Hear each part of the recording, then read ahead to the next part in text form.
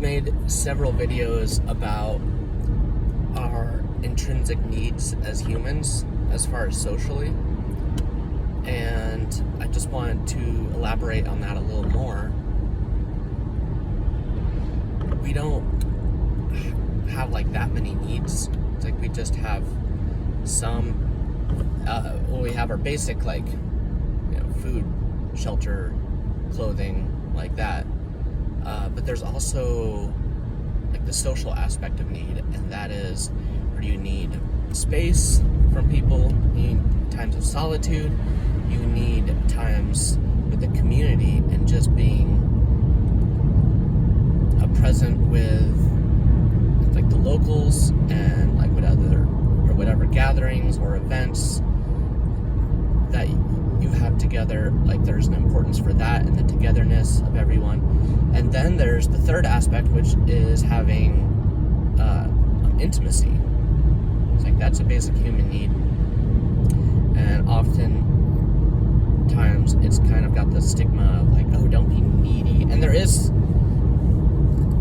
a neediness that is distasteful. Like, it's all a balance, It's like you don't want to be overly needy or anything. I'm not just like totally saying that's okay, but there is a certain amount that is okay, and it's fine. Like, we are needy. That's why people get lonely. Like, and that's tough. But I think the overlords of this realm, like, we have, it's like the legends, like the lore that goes way back. There are beings out there helping us along. Like, somehow we made it this hard, but there's also ones like testing us and eliciting these insipid emotions again and again. And yeah, it's a challenge, and it's great for people that can accept that challenge, but after a while it's kind of distasteful in a way. Like, I want challenges, but I don't want the same fucking challenges over and over. Like, I want different challenges. I want to go farther with relationships, and I've always been able to, but a lot of people can't reciprocate. Like, the honeymoon phase expires for them, and they get kind of jaded and take you for granted and don't appreciate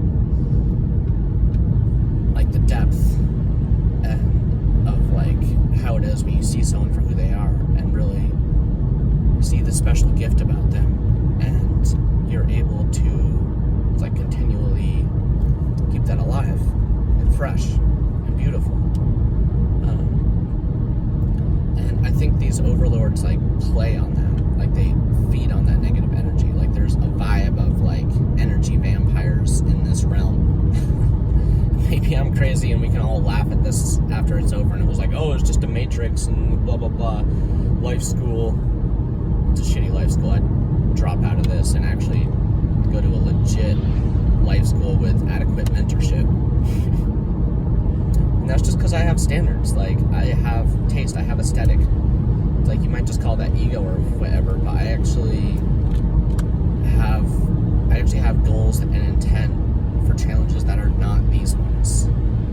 This is like, I'm trying to go farther with community, go farther with relationships. And there seems to be this force here that uses us and manipulates us in that way to elicit those same insipid emotions again and again. It's just so distasteful, and it's so predictable that it's like bridges burn. Like, people get sick of each other, and it's like people in the spiritual realm will say, "Oh, well, it's like it was just time for you to move on in life and go to this other kind of dynamic or whatever, a disposition." Yeah, that's all fine, but like, let's develop these relationships further. Like, there's so much more to be had in that realm instead of just starting over again. Like, the same cyclical, predictable thing happens again in a slightly different way. And I think it's just important to bring awareness around this. Like, what is going on, you guys? Like, how did we get here? What are we doing here? Who put us here? These are all questions we should be asking, because there is peace in admitting you don't know, because that's just the reality, that's just the truth.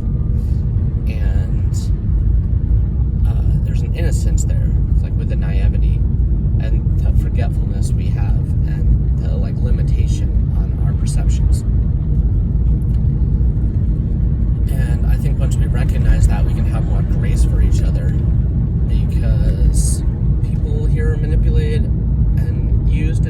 treated, and that's why they're mean to each other and perpetuate this negative cycle of taking advantage of others, exploitation. You know, as above, so below. If exploitation is happening down here, it's probably happening on the next level up there. Like, apple doesn't fall far from the tree, right? So, I think we should be talking about it more. I'd love to have more engagement with it. It's crazy to me how so many people I talk to about this kind of stuff, you know, it's not that they're like super resistant to it, but they just don't have anything to say. I'm like, how do people have nothing to say about these things? Like, I guess to me it's like, if this is a movie, they're staying in script, they're staying in character, they're quiet on set. Whereas I'm the one in this play that I'm like, wait, everything stopped. What the fuck's going on here? You know? That's the kind of... I'm like, wait a minute. This play is like, who's writing this? Come on, I have some better ideas. It's not even an ego thing. It's just like, good taste. Like, come on. Like, oh wow, this snow is so beautiful. I wish I could flip the camera around for you, but here, look at this. Gorgeous. This is rare for Olympia. Anyway, I'll leave you with that. It is a beautiful world here. It's quite the dichotomy that we face with our experiences with each other, with ourselves. And we do get to live in a beautiful planet with so much design and so much possibility and so much possibility. Like, the spectrum is huge, and we're so like myopic that it's so hard to expand upon the possibilities and the creativity and like the limitless nature of our souls.